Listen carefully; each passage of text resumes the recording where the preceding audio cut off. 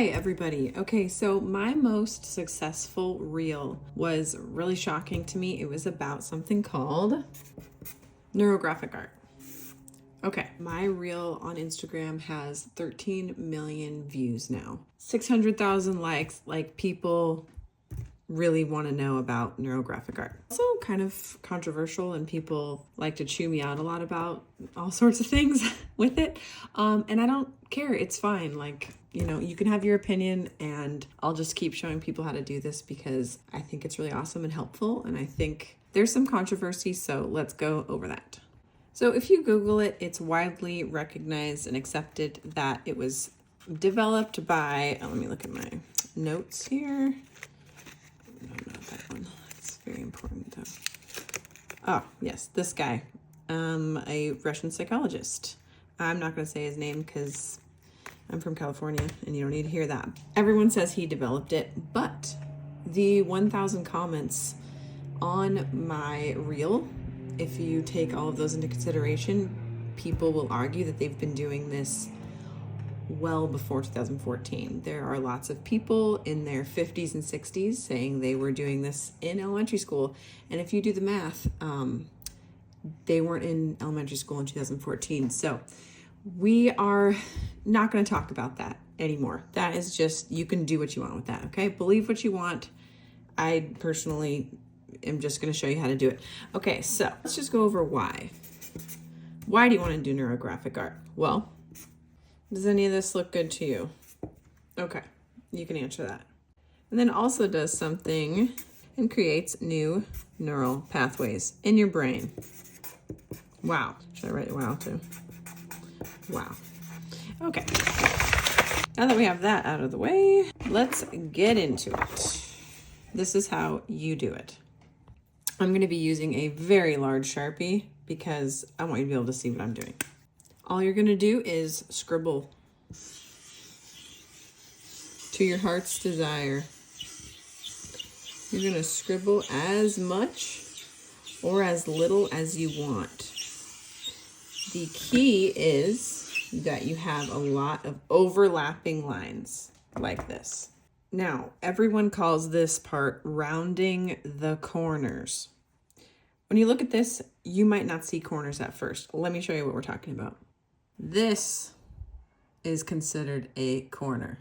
Anywhere where the lines are intersecting, we're going to call a corner. You are going to take your pen and you're going to round all four sides of this corner.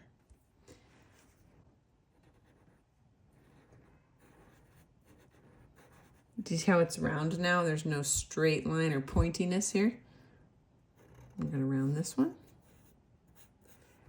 You're going to round this one. And you can kind of drag it out, make it nice. Don't forget the fourth one.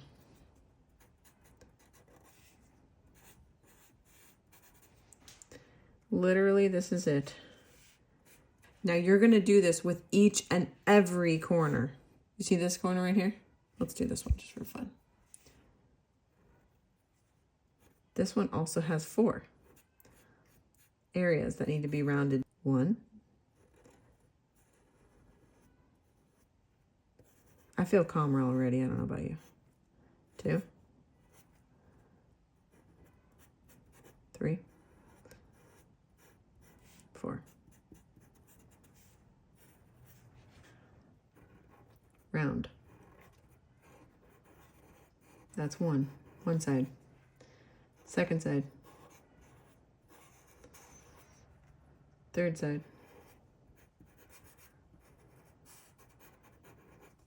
Fourth side.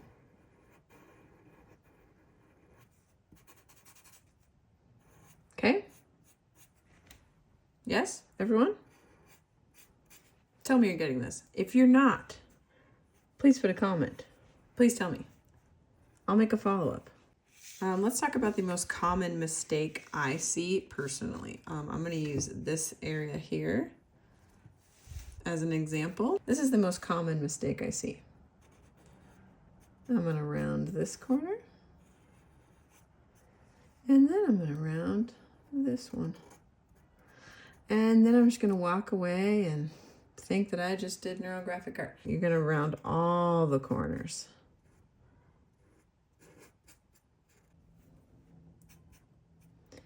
All right.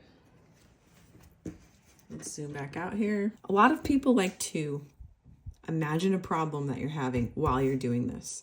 Apparently that really helps with problem solving.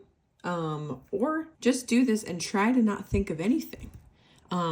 This is like having a stress ball, basically. Having something to do. You give kids like a fidget spinner, stuff like that, for any age version of that, right? So it can be used to do all of those things that I wrote in the beginning. It can also just make a really cool piece of art. This is what it is. This is how you do it. I hope you enjoy it. If you want to take it a step further, you can color in. A lot of people like to add a circle somewhere. And then you got to connect all these corners here like this. And then you've got some circles in with the things, and you connect the corners, if you know what I'm saying. Here, okay. I'm just using a really thick Sharpie just so you guys can see. Normally you'd use a thin pen, and I'll show you really quickly what that looks like. You're gonna do the same exact thing. You're going to scribble. Okay, you can start like this if you would like. 1, 2, 3 loops, 4, and then you could actually just fill this X in. And that is perfectly the way to do it. If you don't want to do that, you can just do one at a time like we did. You can do your little round and fill in.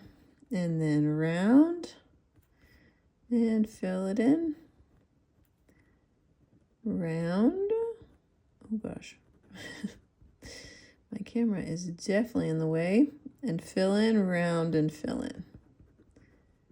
Okay, so those are 2 different. This one looks crazy. Let me fix it really quickly. If that happens to you, just keep smoothing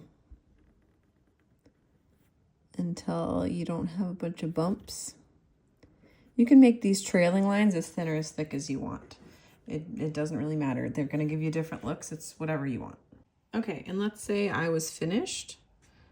I would just go in, maybe if I felt like it, with some alcohol-based markers and just add a couple, colors, fill in a couple of them. If you're doing this just for fun, to make art. If you want to keep going because you're not unstressed yet, you can add another color onto this.